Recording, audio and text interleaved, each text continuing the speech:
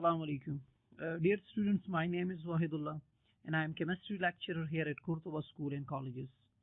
We have started our 10th class course and the very first chapter of our 10th class is chemical equilibrium. This is our third lecture and today we are going to discuss what is law of mass action. Dear students, today's lecture content is definition of law of mass action, how to represent it mathematically, like we are going to derive its formula for forward reaction, and also we will derive its formula for reverse reaction. And the most important, we are going to discuss law of mass action at equilibrium states. Dear students, I told you in the very beginning of the first two lectures that what is a forward reaction and what is a reverse reaction. So I hope you might be clear with these words. So now let's focus on the definition of law of mass action. This law states that the rate or speed of a chemical reaction is directly proportional to the product of the molar concentration of reacting substances. Dear students, by directly proportional we mean that if you are taking two quantities, so if one quantity increases, the other quantity increases too. While one quantity decreases, so the other quantity will decrease too. Dear students, we can also define law of mass action is the rate of a chemical reaction is proportional to the concentration of a reacting substances. Dear students, there are many words which has been underlined and you have studied it in 9th class, but let me tell you, by molar concentration, we mean molarity, which is given with us in mole per decimeter cube.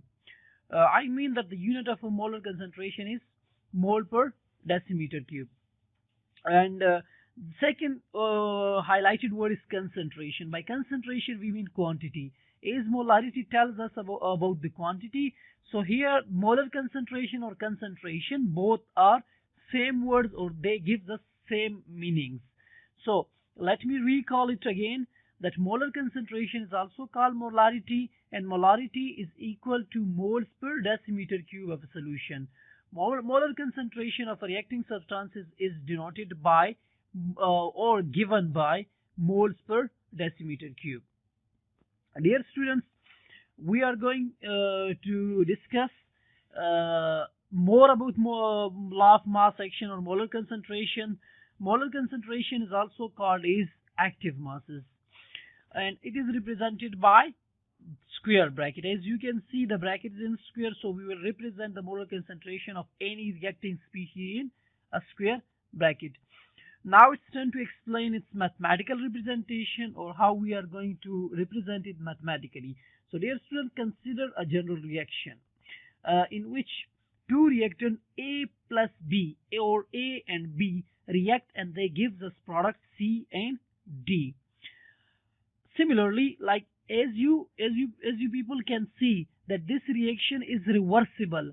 Why it is obvious from the screen? Because you can see the reaction is shown with the double-headed arrow, which means that the reactant will form product and also the product will form reactant back. So here in this case, A and B will react and will form C and D, while in the backward reaction, C and D will react with each other or will combine with each other and will form A and B. Is it clear? I hope it will be clear to you people. So now students, suppose that the molar concentration of A is square bracket A. Similarly, molar concentration of B is square bracket B. Molar concentration of C is square bracket C.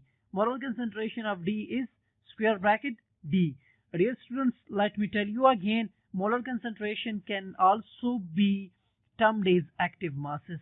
So you can also write that the active masses of A is square bracket A, or active masses of B is square bracket B, or active masses of C is square bracket C, or active masses of D is square bracket D.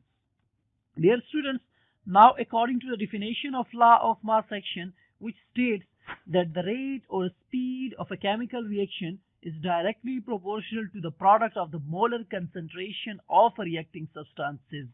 So, uh, here, as we discussed, that this is a reversible reaction. So we are having two parts of reversible reaction. One part will be forward reaction, while the second part will be reverse reaction. As you people see that when A and B react with each other, so they form C and D. That part is actually forward reaction. While when C plus D react with each other or combine with each other and form A plus B, so that is a reverse reaction. For the time being, we have split the reaction into both forward reaction and backward reaction. Now, for the forward reaction, according to law of mass action, we can say that the rate of a forward reaction is directly proportional to the product of the concentration of reactant A and B.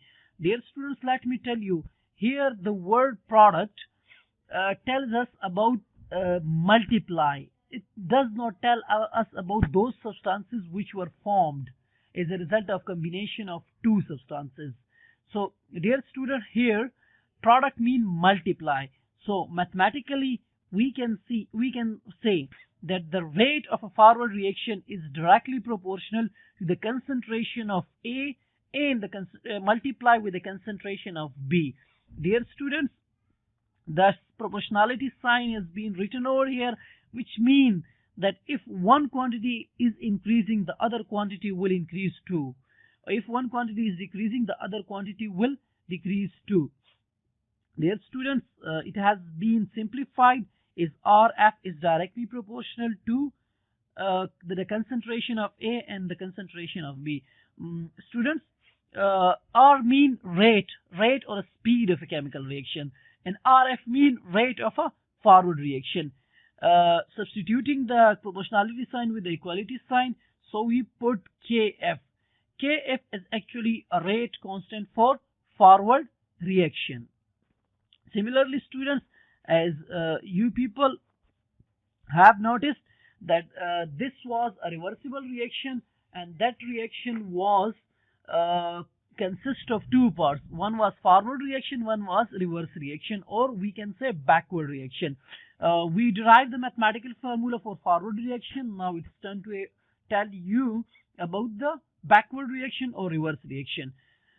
So for the backward reaction, we can define the rate or speed of a chemical reaction. So for the backward reaction, we can say that the rate of a backward reaction is directly proportional to the product of the concentration of product C and D.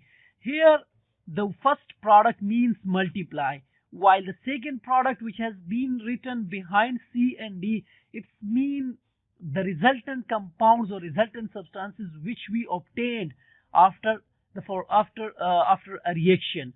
So as you people see, when A plus B react, so we got C plus D. So C plus D is the product. So here, according to law of mass action, we can here for the backward reaction, C and D are actually reactant. For backward reaction, remember students, for forward reaction, A plus B are reactant, while for backward reaction, C plus D are reactant. So here we can write that the rate of a backward reaction is directly proportional to C and D, or to be specific, concentration of C and molar concentration of D. Similarly, R with a small r proportional to the concentration of C and also to the concentration of D. We are substituting now the proportionality sign with the equality sign and put a constant Kr. Kr is actually rate constant for backward reaction. Dear student, I hope it will be clear to you people up till now. Now we are going to discuss law of mass action at equilibrium.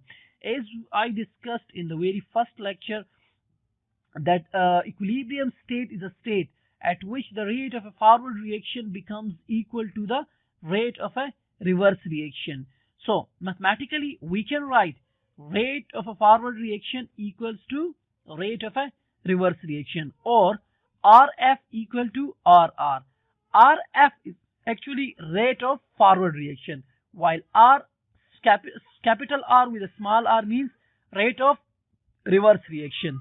As we know that Rf is equal to Kf with the concentration of A and B, and Rr is equal to Kr concentration of C and D.